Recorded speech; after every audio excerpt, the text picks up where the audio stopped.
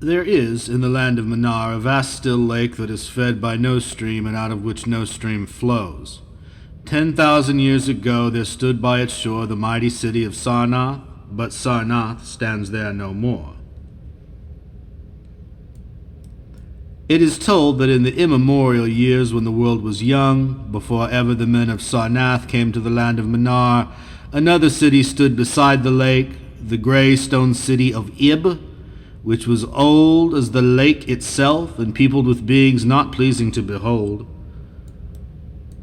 Very odd and ugly were these beings, as indeed are most beings of a world yet inchoate and rudely fashioned. It is written on the brick cylinders of Catatheron that the beings of Ib were in hue as green as the lake and the mist that rise above it, that they had bulging eyes, pouting flabby lips, and curious ears, and were without voice. It is also written that they descended one night from the moon in a mist, they and the vast still lake and grey stone city Ib. However this may be, it is certain that they worshipped a sea-green stone idol chiseled in the likeness of Bokrug, the great water lizard, before which they danced horribly when the moon was gibbous. And it is written in the papyrus of Ilanek that they one day discovered fire and thereafter kindled flames on many ceremonial occasions.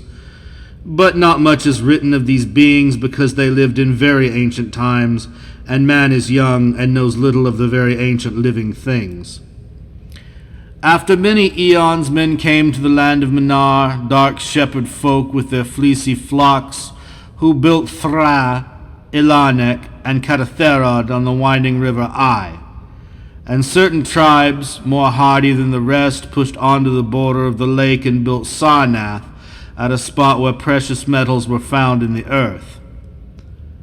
Not far from the great city of Ib did the wandering tribes lay the first stones of Sarnath, and at the beings of Ib they marveled greatly.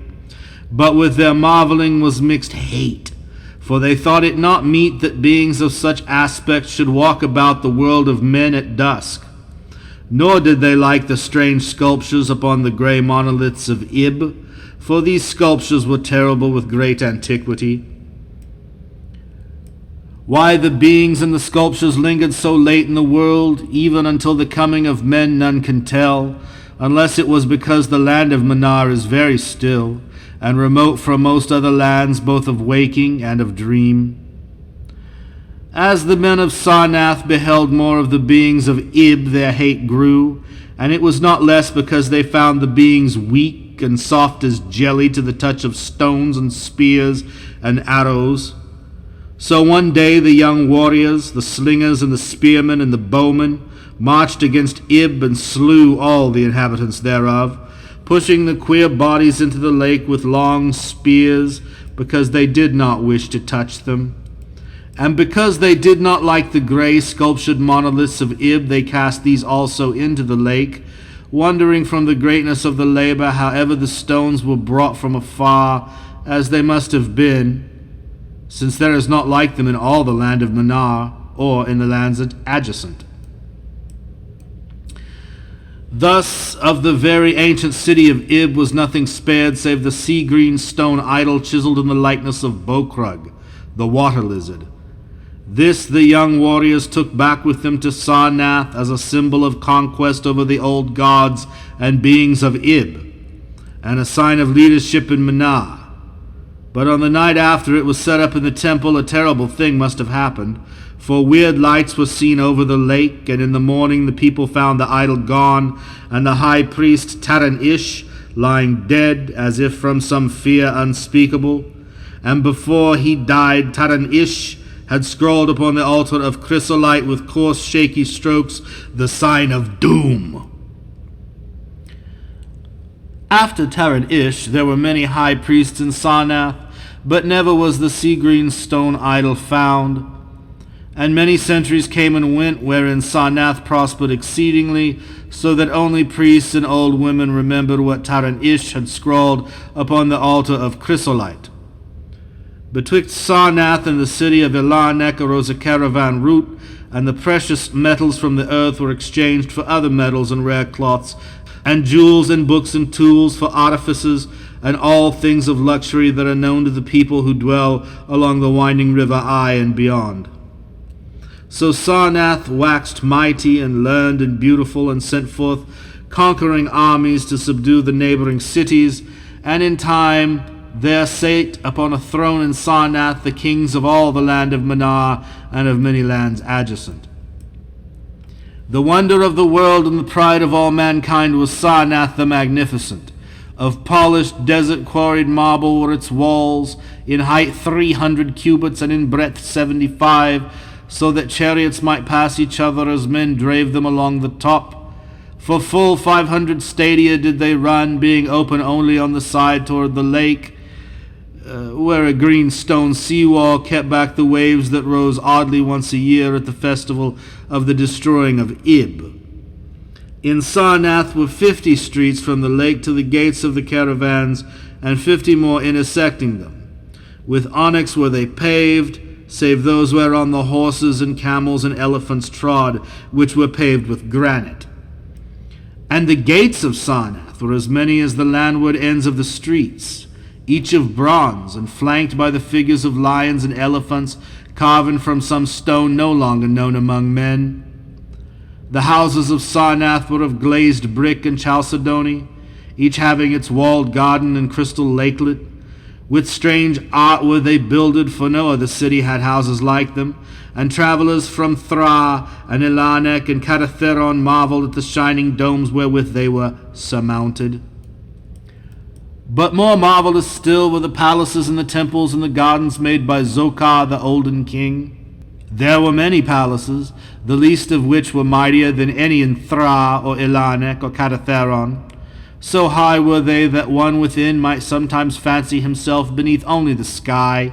Yet when lighted with torches dipped in the oil of Dotha, their walls shewed vast paintings of kings and armies, of a splendor at once inspiring and stupefying to the beholder.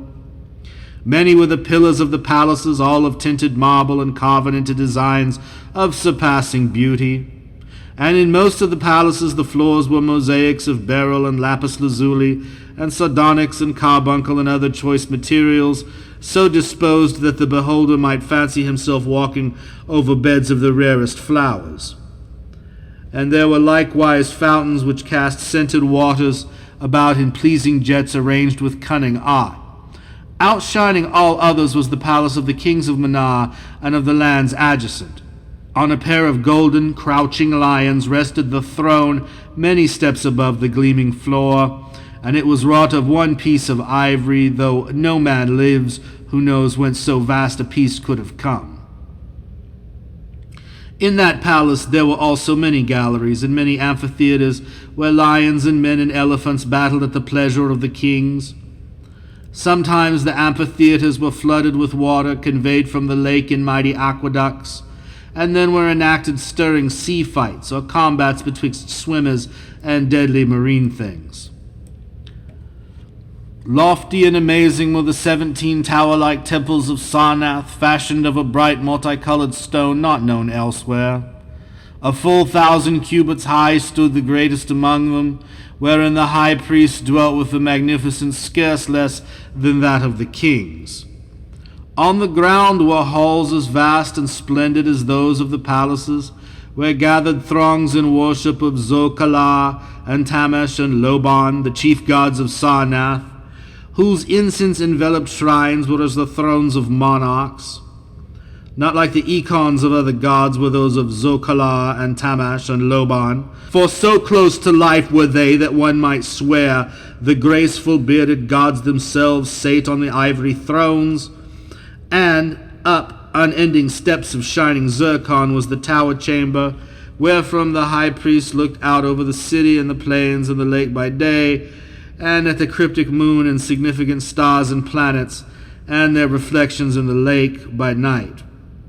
Here was done the very secret and ancient rite in detestation of Bokrug, the water lizard, and here rested the altar of chrysolite which bore the doom scroll of Taranish.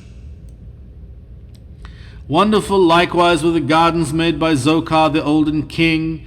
In the center of Sarnath they lay, covering a great space and encircled by a high wall, and they were surmounted by a mighty dome of glass through which shone the sun and moon and stars and planets when it was clear, and from which were hung fulgent images of the sun and moon and stars and planets when it was not clear. In summer the gardens were cooled with fresh odorous breezes skillfully wafted by fans, and in winter they were heated with concealed fires, so that in those gardens it was always spring. There ran little streams over bright pebbles, dividing meads of green and gardens of many hues, and spanned by a multitude of bridges. Many were the waterfalls in their courses, and many were the lilied lakelets into which they expanded.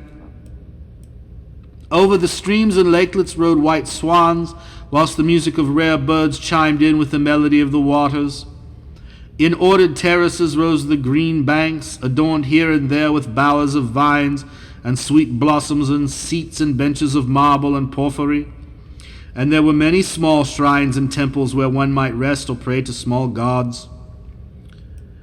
Each year there was celebrated in Sarnath the feast of the destroying of Ib, at which time wine, song, dancing, and merriment of every kind abounded. Great honors were then paid to the shades of those who had annihilated the odd ancient beings, and the memory of those beings and of their elder gods was derided by dancers and lutanists crowned with roses from the gardens of Zokar. And the kings would look out over the lake and curse the bones of the dead that lay beneath it. At first, the high priests liked not these festivals, for there had descended amongst them queer tales of how the sea-green Econ had vanished, and how Tarrant Ish had died from fear and left a warning. And they said that from their high tower they sometimes saw lights beneath the waters of the lake. But as many years passed without calamity, even the priests laughed and cursed, and joined in the orgies of the feasters. Indeed, had they not themselves in their high tower often performed the very ancient and secret rite and detestation of Bokrug, the water lizard? And 1,000 years of riches and delight passed over Sarnath, wonder of the world and pride of all mankind. Gorgeous beyond thought was the feast of the 1,000th year of the destroying of Ib. For a decade had it been talked of in the land of Manar, and as it drew nigh there came to Sarnath on horses and camels and elephants men from Thra, Ilanek, and Katatheron, and all the cities of Manar and the lands beyond. Before the marble walls, on the appointed night, were pitched the pavilions of princes and the tents of travelers, and all the shore resounded with the song of happy revelers. Within his banquet hall reclined Nagashia, the king, drunken with ancient wine from the vaults of conquered Panath, and surrounded by feasting nobles and hurrying slaves. There were eaten many strange delicacies at that feast, peacocks from the isles of Nariel in the middle ocean, young goats from the distant hills of Implan, heels of camels from the Benazik desert, nuts and spices from Sidathrian groves, and pearls from wave-washed metal dissolved in the vinegar of Thra. Of sauces there were an untold number, prepared by the subtlest cooks in all Manar, and suited to the palate of every feaster. But most prized of all the viands were the great fishes from the lake, each of vast size, and served up on golden platters set with rubies and diamonds. While the king and his nobles feasted within the palace, and viewed the crowning dish as it awaited them on golden platters, others feasted elsewhere. In the tower of the great temple the priests held revels, and in pavilions without the walls the princes of neighboring lands made merry, and it was the high priest Ganaika who first saw the shadows that descended from the gibbous moon into the lake, and the damnable green mists that arose from the lake to meet the moon, and to shroud in a sinister haze the towers and the domes of fated Sarnath. Thereafter those in the towers and without the walls beheld strange lights on the water, and saw that the grey rock Akurian, which was wont to rear high above it near the shore, was almost submerged. And fear grew vaguely yet swiftly, so that the princes of Elanek and of Far Rokal took down and folded their tents and pavilions, and departed for the river Ai, though they scarce knew the reason for their departing. Then, close to the hour of midnight, all the bronze gates of Sarnath burst open, and emptied forth a frenzied throng that blackened the plain, so that all the visiting princes and travelers fled away in fright. For on the faces of this throng was writ a madness born of horror unendurable, and on their tongues were words so terrible that no hearer paused for proof. Men whose eyes were wild with fear shrieked aloud of the sight within the king's banquet hall, where through the windows were seen no longer the forms of Nagasir and his nobles and slaves, but a horde of indescribable green voiceless things with bulging eyes, pouting flabby lips and curious ears, things which danced horribly, bearing in their paws golden platters set with rubies and diamonds, containing uncouth flames. And the princes and travelers, as they fled from the doomed city of Sarnath, on horses and camels and elephants, looked again upon the mist-begetting lake, and saw the grey rock Akurian was quite submerged. Through all the land of Manar and the lands adjacent spread the tales of those who had fled from Sarnath, and caravans sought that accursed city and its precious metals no more. It was long ere any traveller went thither, and even then only the brave and adventurous young men of distant Felona dared make the journey. Adventurous young men of yellow hair and blue eyes, who are no kin to the men of Manar. These men indeed went to the lake to view Sarnath, but though they found the vast still lake itself, and the grey rock Akurian, which rears high above it near the shore, they beheld not the wonder of the world and pride of all mankind. Where once had risen walls of 300 cubits and towers yet higher, now stretched only the marshy shore, and where once had dwelt 50 millions of men, now crawled only the detestable green water lizard. Not even the mines of precious metal remained, for doom had come to Sarnath. But half buried in the rushes was spied a curious green idol of stone, an exceedingly ancient idol coated with seaweed and chiseled in the likeness of Bokrug, the great water lizard. That idol, enshrined in the high temple at Ilanek, was subsequently worshipped beneath the gibbous moon throughout the land of Manar.